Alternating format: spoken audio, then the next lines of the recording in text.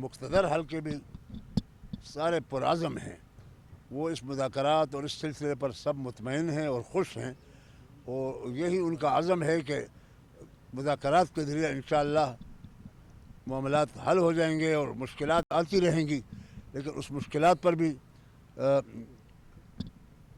Control करना हमारा काम है। तो मैंने कहा अगर आप इस तरह पुरअज़म है तो इंशाअल्लाह हम मायूस नहीं हैं, और इंशाअल्लाह बहुत जल्द कौम को एक पुरसुकून और पुरअमन सूरत हाल देखने में आएगी। तो उसके लिए हमने सोचा कि अब फैसलों का वक्त आ गया है। राबिते तो हो गए, दरवाज़ा खुल गया।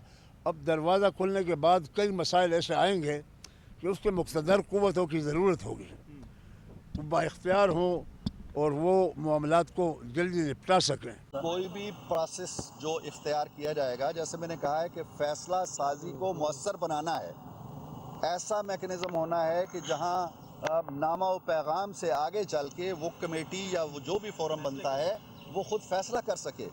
उसके लिए एक चीज़ वाज़ेह होनी चाहिए कि इसकी क़यादत जो है और इसकी रहनुमाई जो है, जो भी मैकेनिज़्म बनेगा वो पॉलिटिकल गवर्नमेंट के हाथ में होगी, और तमाम इदारे जैसे पहले एक सफ़ में हैं उस कमेटी के साथ भी उनका वही किरदार होगा।